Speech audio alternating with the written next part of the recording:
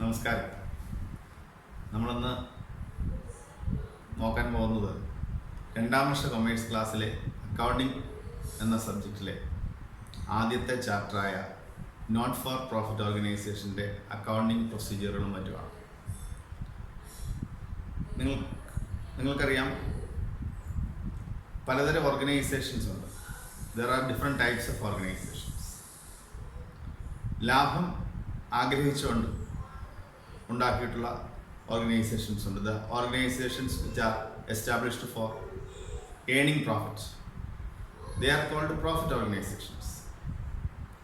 എന്നാൽ ഇങ്ങനെ അല്ലാതെ ചില സംഘടനകളുണ്ട്, ചില സ്ഥാപനങ്ങളുണ്ട്. അവരുടെ ലക്ഷ്യം ലാഭമുണ്ടാക്കലല്ല, മറിച്ച് സമൂഹത്തിന് സേവനം ചെയ്യലാണ്. അത്തരം സ്ഥാപനങ്ങളെയാണ് നോട്ട് ഫോർ പ്രോഫിറ്റ് ഓർഗനൈസേഷൻസ് എന്ന് വിളിക്കുന്നത്. The organisations which are not organised or set up for making profit but for rendering service to the society. The organisations which are organised or established for rendering service to the society. ഉദാഹരണങ്ങൾ ഏറെയുണ്ട്. Education institutions, നമ്മുടെ സ്കൂളുകൾ, കോളേജുകൾ, അവരുടെയൊക്കെ ലക്ഷ്യം ലാഭം ഉണ്ടാക്കലല്ല. ഹോസ്പിറ്റലുകൾ, private ഹോസ്പിറ്റലുകൾക്കും മറ്റും ലാഭം ഉണ്ടാകുന്നുണ്ട്, പക്ഷെ അത് എസ്റ്റാബ്ലിഷ് ചെയ്യുമ്പോഴുള്ള പ്രധാന ലക്ഷ്യം ലാഭം ഉണ്ടാക്കലല്ല. അതുപോലെ ഓർഫനേജസ്, ഓൾഡ് ഏജ് ഹോംസ്, നമുക്കറിയാവുന്ന പോലെ ചാരിറ്റബിൾ ട്രസ്റ്റുകൾ, പിന്നെ ക്ലബ്ബുകൾ, നമ്മളൊക്കെ അംഗങ്ങളാവുന്ന ആർട്സ് ആൻഡ് സ്പോർട്സ് ക്ലബ്ബുകൾ, ഇതൊക്കെ ഇത്തരം സ്ഥാപനങ്ങളാണ്, നോട്ട് ഫോർ പ്രോഫിറ്റ് ഓർഗനൈസേഷൻസ് ആണ്. So they are not working for making profit but for working for rendering service to the society. നമ്മൾ ഇന്ന് പഠിക്കുന്നത് ഇത്തരം നോട്ട് ഫോർ പ്രോഫിറ്റ് ഓർഗനൈസേഷൻസിൻ്റെ അക്കൗണ്ടിങ് പ്രൊസീജിയറുകളെ കുറിച്ചും മറ്റുമാണ്. അക്കൗണ്ടിങ് പ്രൊസീജിയേഴ്സിലേക്ക് കടക്കുന്നതിന് മുമ്പായിട്ട് നമുക്ക് ഈ പ്രോഫിറ്റ് ഓർഗനൈസേഷൻസും നോട്ട് ഫോർ പ്രോഫിറ്റ് ഓർഗനൈസേഷൻസും തമ്മിലുള്ള പ്രധാനപ്പെട്ട വ്യത്യാസങ്ങൾ എന്തെല്ലാമാണോ.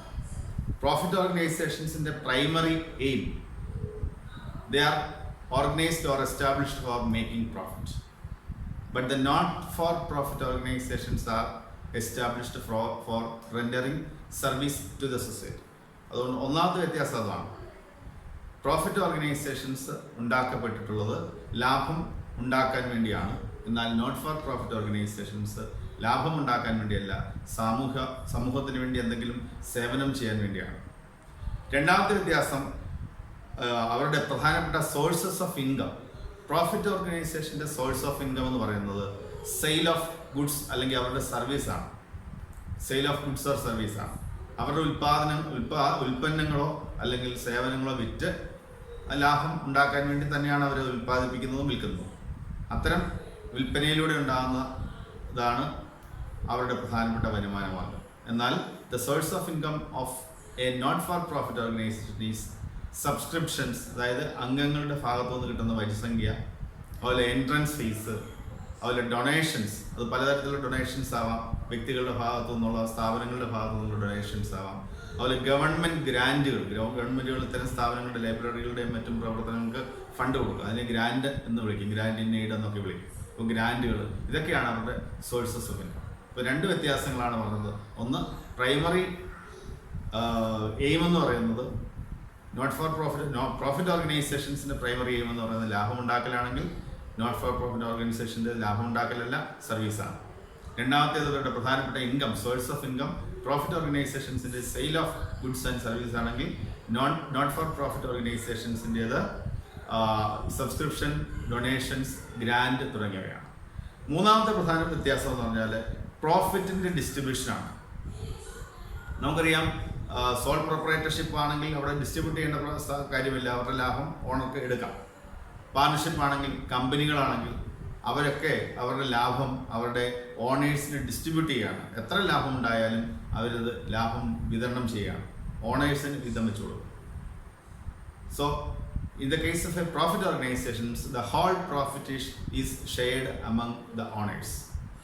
But in the case of not for profit organization, the profit is not distributed among the members. അവർക്ക് പ്രോഫിറ്റ് എന്നല്ല വിളിക്കുന്നത്, അതാണ് നമ്മൾ അടുത്ത് പറയാൻ പോകുന്നത്. ഇവരുടെ പ്രോഫിറ്റ് അല്ല. പ്രോഫിറ്റ് ഓർഗനൈസേഷൻസ് ഉണ്ടാകുന്ന ലാഭത്തെ പ്രോഫിറ്റ് എന്ന് തന്നെയാണ് വിളിക്കുന്നത്. അവരുടെ മിച്ചത്തെ അല്ലെങ്കിൽ അവരുടെ വ്യാപാര മിച്ചത്തെ ലാഭമെന്ന് വിളിക്കുമ്പോൾ നോട്ട് ഫോർ പ്രോഫിറ്റ് ഓർഗനൈസേഷൻ അതിനെ വിളിക്കുന്നത് സർപ്ലസ് എന്നാണ്. പ്രോഫിറ്റ് ഓർഗനൈസേഷൻസ് അവരുടെ ട്രേഡിംഗ് റിസൾട്ടിനെ പ്രോഫിറ്റ് ഓർ ലോസ് എന്ന് വിളിക്കുന്നു. The trading result of a profit organisation is profit or loss and the trading result of a not for profit organisation is surplus or deficit. അപ്പോൾ ഈ surplus അല്ലെങ്കിൽ deficit അവർ മെമ്പേഴ്സിൻ്റെ ഇടയിൽ വിതരണം ചെയ്യുന്നില്ല. എന്നാൽ ഒരു പ്രോഫിറ്റ് ഓർഗനൈസേഷൻ ഉണ്ടാകുന്ന ലാഭം അല്ലെങ്കിൽ നഷ്ടം അതിൻ്റെ ഉടമസ്ഥരുടെ ഇടയിൽ അത് വിതരണം ചെയ്യപ്പെടുന്നു. അടുത്ത വ്യത്യാസം ഇവരുടെ ഫൈനൽ അക്കൗണ്ട്സ്. ഒരു പ്രോഫിറ്റ് ഓർഗനൈസേഷൻസിൻ്റെ ഫൈനൽ അക്കൗണ്ടിനകത്തിൽ വരുന്നത് manufacturing account, trading account, profit and loss account, balance sheet എന്നിവയാണ്. ഒരു മാനുഫാക്ചറിങ് കൺസേൺ ആണെങ്കിൽ അവർക്ക് മാനുഫാക്ചറിങ് അക്കൗണ്ട് ഉണ്ടാവും, അതിനുശേഷം ട്രേഡിംഗ് അക്കൗണ്ട് ഉണ്ടാവും, പ്രോഫിറ്റ് ആൻഡ് ലോസ് അക്കൗണ്ട് ഉണ്ടാവും, അവസാനമായിട്ട് അവരുടെ ഫിനാൻഷ്യൽ പൊസിഷൻ കാണിക്കുന്നതായ ഒരു ബാലൻസ് ഷീറ്റ് ഉണ്ടാവും. ഇതാണ് ഫൈനൽ അക്കൗണ്ട്സ് അല്ലെങ്കിൽ ഫിനാൻഷ്യൽ സ്റ്റേറ്റ്മെൻറ്റ്സ് എന്നുള്ള പ്രോഫിറ്റ് ഓർഗനൈസേഷൻസിൻ്റെ financial statements. The financial statements of a profit organization include manufacturing account, trading account, profit and loss account and a balance sheet. പക്ഷേ ഒരു non profit organisation അല്ലെങ്കിൽ non profit organisation not for profit ഓർഗനൈസേഷൻ്റെ final അക്കൗണ്ട്സിൽ വരുന്നത് ഇത് മൂന്നുമല്ല. ഇതിനകത്ത് വരുന്നത് നോട്ട് ഫോർ പ്രോഫിറ്റ് ഓർഗനൈസേഷൻ്റെ ഫൈനൽ അക്കൗണ്ട്സിൽ വരുന്നത് receipts and payments account, income and expenditure account, balance sheet എന്നീ 3 സ്റ്റേറ്റ്മെൻറ്റുകളാണ്. അപ്പോൾ the final accounts or financial statements of a not for profit organisation include receipts and payments account, income and expenditure account and a balance sheet. അപ്പോൾ ഇത്രയും വ്യത്യാസങ്ങളാണ് profit ഓർഗനൈസേഷൻസും not for profit ഓർഗനൈസേഷൻസും തമ്മിലുള്ളത്. ഒന്നാമത്തെ വ്യത്യാസം പ്രൈമറി എയിമാണ്. പ്രോഫിറ്റ് ഓർഗനൈസേഷൻ ലാഭം ലക്ഷ്യം വെക്കുന്നു, not for profit organisation service ലക്ഷ്യം വെക്കുന്നു. രണ്ടാമത്തെ വ്യത്യാസം അവരുടെ സോഴ്സ് ഓഫ് ഇൻകം ആണ്. പ്രോഫിറ്റ് ഓർഗനൈസേഷൻ്റെ സോഴ്സ് ഓഫ് ഇൻകം എന്ന് പറയുന്നത് sale of goods and service ആണ്. എന്നാൽ നോട്ട് ഫോർ പ്രോഫിറ്റ് ഓർഗനൈസേഷൻ്റെ മെയിൻ സോഴ്സ് ഓഫ് ഇൻകം എന്ന് പറഞ്ഞാൽ സബ്സ്ക്രിപ്ഷൻ, ഡൊണേഷൻ, ഗ്രാൻഡ് എന്നിവയാണ്. Trading result of a profit organization is profit or loss, but the trading result of a not-for-profit organization is surplus or deficit. The trading result of the profit organization, that is profit or loss, is shared among the owners of a profit organization. But in the case of a not-for-profit organization, the surplus or deficit is not shared among the members. And lastly, the final accounts of a profit organization include manufacturing account, trading account, profit and loss account, and the balance sheet. But in the case of a not-for-profit organization, their final accounts include receipts and payments account, income and expenditure account, and the balance sheet. ഇത്രയാണ് അവരുള്ള പ്രധാനപ്പെട്ട വ്യത്യാസം. ഇതിൽ നമുക്ക് ആദ്യമായി ഇതിൻ്റെ accounting ഭാഗത്തേക്ക് കയറുമ്പോൾ നമുക്ക് പ്രധാനമായിട്ടും ഇപ്പോൾ പറഞ്ഞ 3 ഫൈനൽ അക്കൗണ്ട്സ്, അതായത് receipts and not for profit ഓർഗനൈസേഷൻ്റെ ഫൈനൽ അക്കൗണ്ട്സ് ആയ receipts and payments account, income and expenditure account, balance sheet ഇവയെക്കുറിച്ചാണ് പ്രധാനമായിട്ടും പഠിക്കേണ്ടത്. അതിൽ ആദ്യത്തേത് റെസീറ്റ്സ് ആൻഡ് പേയ്മെൻറ്റ്സ് അക്കൗണ്ട്. അത് പേര് കേൾക്കുമ്പോൾ തന്നെ നമുക്ക് പരിചിതമായ, നമ്മൾ നേരത്തെ പഠിച്ചിട്ടുള്ള അല്ലെങ്കിൽ ഫസ്റ്റ് ഇയർ ഹയർ സെക്കൻഡറിക്ക് പഠിച്ചിട്ടുള്ള ഒരു പോർഷനെ കുറിച്ചാണ് നമ്മൾ മനസ്സിലാക്കുന്നത്. റെസീറ്റ്സ് എന്നും പേയ്മെൻറ്റ്സ് എന്നും കേൾക്കുമ്പോൾ നമ്മൾ നേരത്തെ ചെയ്തിട്ടുള്ള ക്യാഷ് ബുക്കാണ് നമ്മുടെ മുന്നിലേക്ക് വരുന്നത്. തീർച്ചയായിട്ടും റെസീറ്റ്സ് ആൻഡ് പേയ്മെൻറ്റ്സ് അക്കൗണ്ട് അങ്ങനെ തന്നെയാണ്, അതുപോലെ തന്നെയാണ്, ക്യാഷ് ബുക്ക് പോലെയാണ്. Receipts and payments account is similar to cash book. It is similar to cash book. It is not a cash book, but it is similar to cash book. The preparation of a receipts and payments account is similar to cash book. Cash book പോലെ തന്നെ receipts and payments അക്കൗണ്ടിനും receipt സൈഡുണ്ട്, payment സൈഡുണ്ട്. അതുകൊണ്ട് preparation സിമിലറാണ്. എന്നാൽ ഇതിനകത്ത് ഒരുപാട് വ്യത്യാസങ്ങൾ, അതിനെക്കുറിച്ച് നമ്മൾ പിന്നീട് നോക്കാം. Receipts and payments account similar ആണെങ്കിൽ പോലും ഇത് പ്രധാനപ്പെട്ട വ്യത്യാസം, receipts and payments account is a summary of cash book of a not for profit organisation. ഒരു നോട്ട് ഫോർ പ്രോഫിറ്റ് ഓർഗനൈസേഷൻ തയ്യാറാക്കുന്ന ക്യാഷ് ബുക്കിൻ്റെ സമ്മറിയാണ്. ഇത് സമ്മറൈസ്ഡ് സ്റ്റേറ്റ്മെൻ്റ് ആണ്, ഒരു ചുരുക്ക രൂപമാണ്. ഇത് വർഷത്തിൻ്റെ അവസാന ദിവസം ഫൈനൽ അക്കൗണ്ടിൻ്റെ ഭാഗമായി ചെയ്യുന്ന അവരുടെ ഒരു വർഷത്തെ മുഴുവൻ ക്യാഷ് ഇൻഫ്ലോസ് ആൻഡ് ഔട്ട്ഫ്ലോസിനെ കുറിച്ച് കാണിക്കുന്ന ഒരു അക്കൗണ്ടാണ്. അപ്പോൾ receipts and payments account is an account which shows the inflows and outflows of cash for a particular year of a not for profit organization. ഒരു നോട്ട് ഫോർ പ്രോഫിറ്റ് ഓർഗനൈസേഷൻ്റെ ഒരു വർഷ കാലയളവിലെ മുഴുവൻ inflow and outflow of ക്യാഷിൻ്റെ അകത്തേക്കുള്ള വരവും business അല്ല, ആ സ്ഥാപനത്തിലേക്കുള്ള വരവിൻ്റെയും പോക്കിൻ്റെയും statement ആണ് അല്ലെങ്കിൽ അക്കൗണ്ടാണ് receipts and payments account. ഇതും ക്യാഷ് ബുക്കും തമ്മിൽ എന്താണ് വ്യത്യാസം എന്നായിരിക്കും സംശയം. ഇതും റെസീപ്റ്റ്സ് ഉണ്ട്, പേയ്മെൻറ്റ്സ് ഉണ്ട്. ക്യാഷിൻ്റെ വരവും പോക്കും ക്യാഷ് ബുക്കിൽ എഴുതും. പ്രധാനപ്പെട്ട വ്യത്യാസം വളരെ ലളിതമായി പറഞ്ഞാൽ, ഇപ്പോൾ ഒരു ക്യാഷ് ബുക്ക് ഒരു ക്ലബിന്, നമ്മൾ ഒരു ക്ലബിൻ്റെ ഉദാഹരണം എടുക്കാം. ഒരു ക്ലബിന് ക്യാഷ് ബുക്ക് ഉണ്ട്. അവിടെ ഒരു വാടകയ്ക്കോ അല്ലെങ്കിൽ അവിടെ ഒരു ഓഫീസ് സെക്രട്ടറി ഉണ്ടെന്ന് വെക്കുക.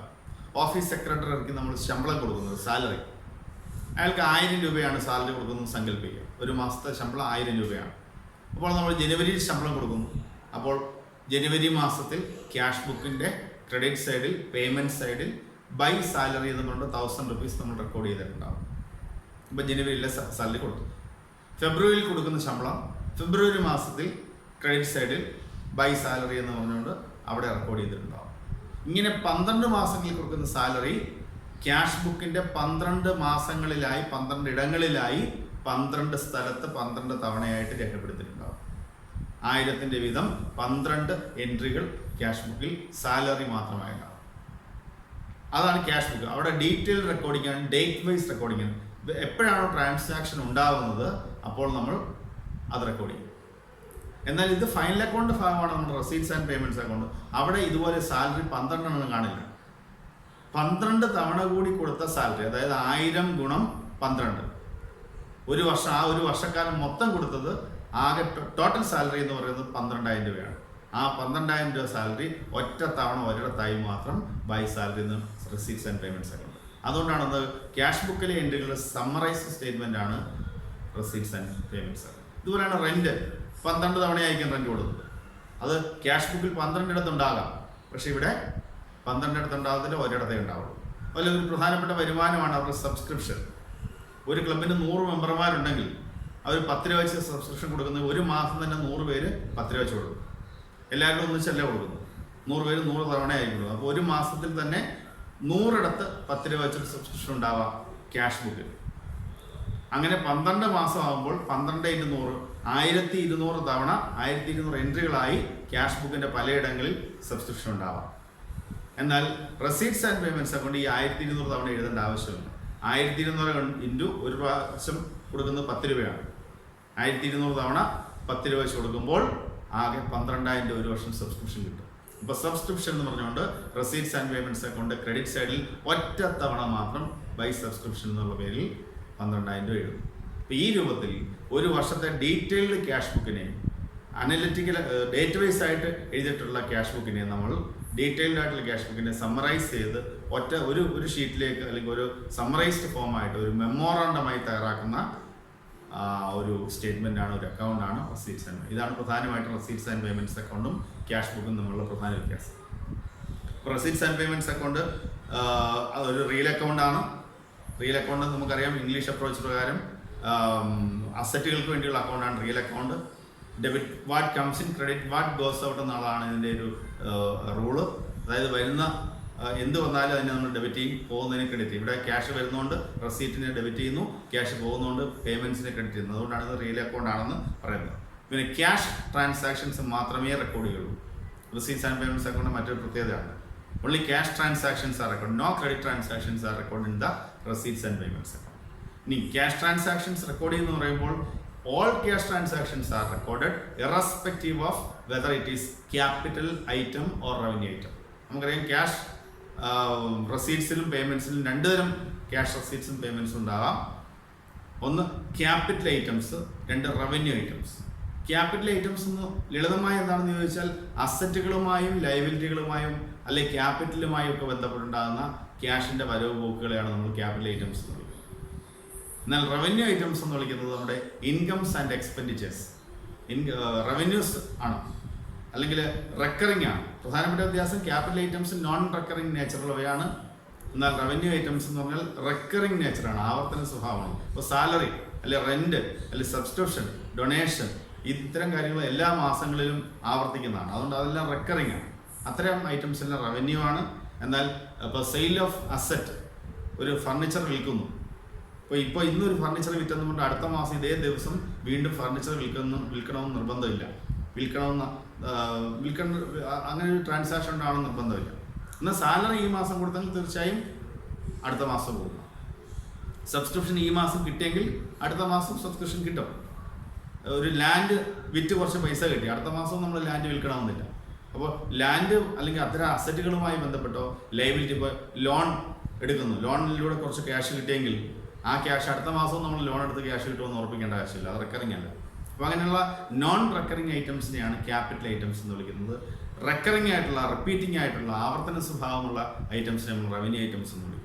പക്ഷെ എന്ത് തന്നെയായാലും എല്ലാ ആവർത്തന സ്വഭാവമുള്ളതിനെയും ഇല്ലാത്തത്, അതായത് ക്യാപിറ്റൽ ഐറ്റത്തിനെയും റവന്യൂ ഐറ്റത്തിനെയും ഒക്കെയും നമ്മൾ ഈ ക്യാഷ് ട്രാൻസാക്ഷൻസ് ആയതുകൊണ്ട് അവയെ നമ്മൾ ഈ റെസീറ്റ്സ് ആൻഡ് പേയ്മെൻറ്റ്സ് അക്കൗണ്ടിൽ ഇൻക്ലൂഡ് ചെയ്യും. ഇപ്പോൾ റെസീറ്റ്സ് ആൻഡ് പേയ്മെൻറ്റ്സ് അക്കൗണ്ട് പ്രത്യേക റീൽ അക്കൗണ്ടാണ്. ക്യാഷ് ട്രാൻസാക്ഷൻസ് മാത്രമേ ഉൾപ്പെടുത്തുള്ളൂ, ക്യാഷ് റെസീറ്റ്സും പേയ്മെൻറ്റ്സും.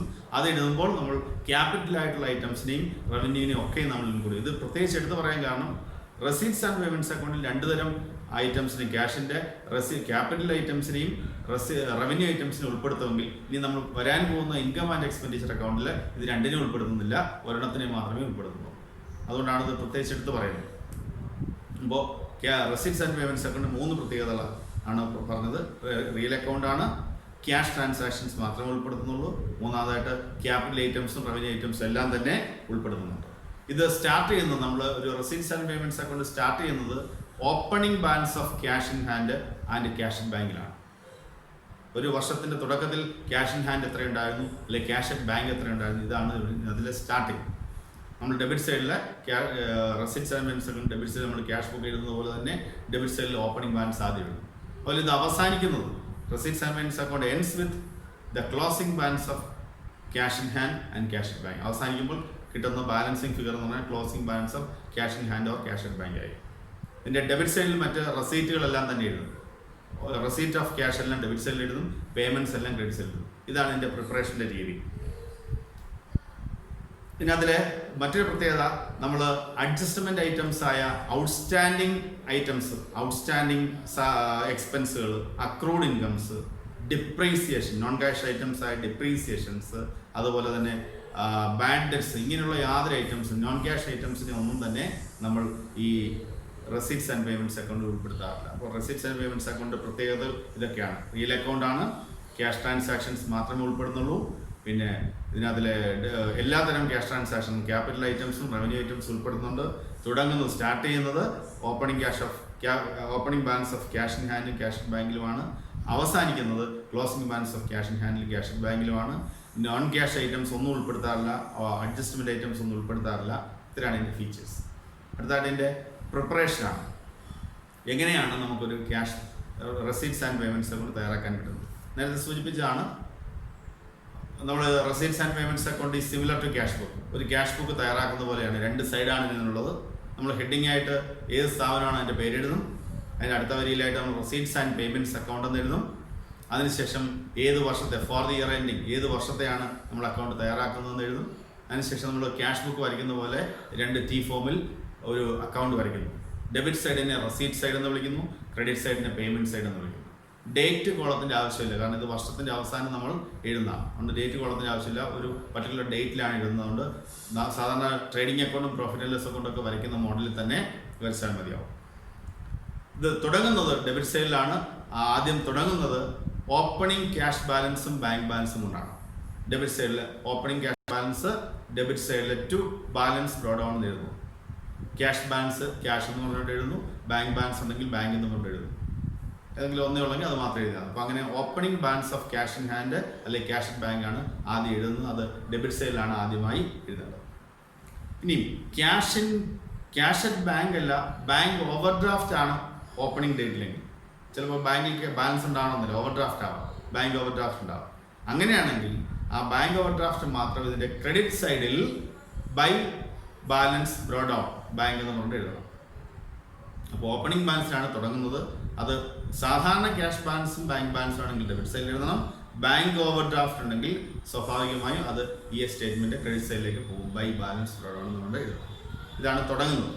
അതിനുശേഷം നമുക്ക് റെസീറ്റുകളെല്ലാം, അതായത് ക്യാഷ്, ഒരു ഐറ്റം നോക്കുമ്പോൾ ക്യാഷ് ഐറ്റം മാത്രം എടുത്താൽ മതി, നോൺ ക്യാഷ് ഐറ്റംസ് ഒന്നും എടുക്കണ്ട, ക്രെഡിറ്റ് ട്രാൻസാക്ഷൻസ് എടുക്കണ്ട, ക്യാഷ് ട്രാൻസാക്ഷൻസ് മാത്രം എടുത്താൽ മതി. അതിൽ ക്യാഷ് ട്രാൻസാക്ഷനെ രണ്ടായി തിരിക്കണം. നമ്മൾ റെസീറ്റുകൾ ഏതൊക്കെയാണെന്ന് തിരിക്കണം, പേയ്മെന്റ്സ് ഏതൊക്കെയാണെന്ന്. അതിൽ ക്യാഷ് ട്രാൻസാക്ഷൻ റെസീറ്റ് ആയിട്ടുള്ളതെല്ലാം ഇതിൻ്റെ റെസീറ്റ് സൈഡിൽ, ഡെബിറ്റ് സൈഡിൽ എഴുതി ചേർക്കണം. പേയ്മെന്റ്സ് ആയിട്ടുള്ളതെല്ലാം ഇതിൻ്റെ ക്രെഡിറ്റ് സൈഡിൽ എഴുതി ചേർക്കണം. അപ്പോൾ റെസീറ്റ്സ് എല്ലാം ഡെബിറ്റ് സൈഡിലും പേയ്മെന്റ്സ് എല്ലാം ക്രെഡിറ്റ് സൈഡിലും. നോൺ ക്യാഷ് ഐറ്റംസ് ഒന്നും തന്നെ ഉൾപ്പെടുത്തേണ്ട ആവശ്യമില്ല. ഇത്ര എഴുതി കഴിഞ്ഞാൽ അത് ക്യാഷ് ഐറ്റംസ് എഴുതുമ്പോൾ ഒരു കാരണവശാലും ഒന്നിനെയും ഡിഫറൻഷിയേറ്റ് ചെയ്യേണ്ട ആവശ്യമില്ല. അസറ്റുമായി ബന്ധപ്പെട്ട ക്യാഷ് ഇൻഫ്ലോസും ഔട്ട് ഫ്ലോസും എഴുതാം, റവന്യൂവുമായി ബന്ധപ്പെട്ട അതായത് സാലറിയും സബ്സ്ക്രിപ്ഷനും അങ്ങനെയുള്ള കാര്യങ്ങളൊക്കെ എഴുതാം. എല്ലാത്തിനും ക്യാഷ് ട്രാൻസാക്ഷൻ അത് ഉൾപ്പെടുത്താം. റെസീറ്റ് ആണെങ്കിൽ ഡെബിറ്റ് സൈഡിൽ എഴുതണമെന്ന് മാത്രം, പേയ്മെന്റ്സ് ആണെങ്കിൽ ക്രെഡിറ്റ് സൈഡിൽ എഴുതണം. അവസാനം നമ്മൾ ക്യാഷ് ഈ receipts and payments account balance ചെയ്യുന്നു.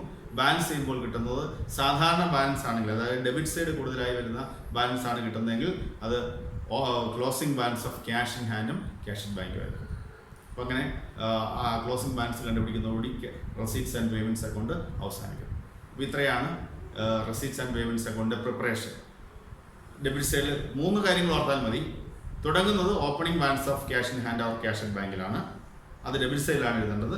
ബാങ്ക് ഓവർ ഡ്രാഫ്റ്റ് ഉണ്ടെങ്കിൽ മാത്രം ഡെബിറ്റ് സൈഡിൽ എഴുതുക. പിന്നീട് നമുക്ക് കിട്ടുന്ന ട്രാൻസാക്ഷനെ രണ്ടായി തിരിക്കുക. ക്യാഷ് ട്രാൻസാക്ഷൻസ് മാത്രം എടുത്താൽ മതി, ക്രെഡിറ്റ് ട്രാൻസാക്ഷൻസും നോൺ ക്യാഷ് ട്രാൻസാക്ഷൻസും എടുക്കണ്ട. അതിൽ ക്യാഷ് ട്രാൻസാക്ഷൻസിനെ നമ്മൾ റെസീറ്റ് എന്നും പേയ്മെന്റ്സ് എന്നും വേർതിരിച്ചിട്ട് റെസീറ്റ്സിനെ മാത്രം ഡെബിറ്റ് സൈഡിലും പേയ്മെന്റ്സിനെ ഒക്കെ ക്രെഡിറ്റ് സൈഡിലും എഴുതുക. എന്നിട്ട് അക്കൗണ്ട് ബാലൻസ് ചെയ്യുക. ബാലൻസ് ചെയ്യുമ്പോൾ കിട്ടുന്ന figure closing balance of cash in hand or cash in bank ആയി. ഇങ്ങനെയാണ് റെസീറ്റ്സ് ആൻഡ് പേയ്മെന്റ്സ് അക്കൗണ്ട് തയ്യാറാക്കുന്നത്. അപ്പോൾ നമ്മളിന്ന് കണ്ടത് അല്ലെങ്കിൽ മനസ്സിലാക്കിയത് പ്രധാനമായിട്ടും 4 കാര്യങ്ങളാണ്. ഒന്ന്, meaning of not for profit organisation. 2, not for profit organisation profit ഓർഗനൈസേഷൻസും തമ്മിലുള്ള വ്യത്യാസങ്ങൾ. 3, ഇവരുടെ ഫൈനൽ അക്കൗണ്ട്സ് എന്തെല്ലാമാണെന്ന്. 3 കാര്യങ്ങളാണ് ഫൈനൽ അക്കൗണ്ട്സിൽ വരുന്നത്. Receipts and payments account, income and expenditure account, balance sheet. ഇതിൽ ആദ്യത്തെ റെസീറ്റ്സ് ആൻഡ് പേയ്മെന്റ്സ് അക്കൗണ്ട് എന്താണ് മീനിങ് പറഞ്ഞു, അതിൻ്റെ ഫീച്ചേഴ്സ് പറഞ്ഞു, അതിനെ എങ്ങനെയാണ് പ്രിപ്പയർ ചെയ്യുന്നത് പറഞ്ഞു. ഇത്രയാണ് നമ്മുടെ ഇന്നത്തെ ക്ലാസ്സിൻ്റെ ആകത്തുക. ഇത്രയും മനസ്സിലായെന്ന് വിശ്വസിക്കുന്നു. ഇനി ഇതിൻ്റെ പ്രോബ്ലമാണ് ചെയ്യേണ്ടത്. റെസീറ്റ്സ് ആൻഡ് പേയ്മെന്റ്സ് അക്കൗണ്ട് പ്രോബ്ലമാണ് ചെയ്യേണ്ടത്. ഒരു പ്രോബ്ലം എടുക്കുക. അതിനകത്ത് നിന്ന് മുമ്പേ പറഞ്ഞതുപോലെ ഓപ്പണിംഗ് ബാലൻസ് ഡെബിറ്റ് സൈഡിൽ എഴുതുക, റെസീറ്റ്സ് എല്ലാം റെസീറ്റ് സൈഡിലും പേയ്മെന്റ്സ് എല്ലാം പേയ്മെന്റ് സൈഡിൽ എഴുതുക, ബാലൻസ് ചെയ്യുക. ബാലൻസ് ചെയ്യുക closing balance of cash in hand and cash bank ആയിരിക്കും. നമസ്കാരം.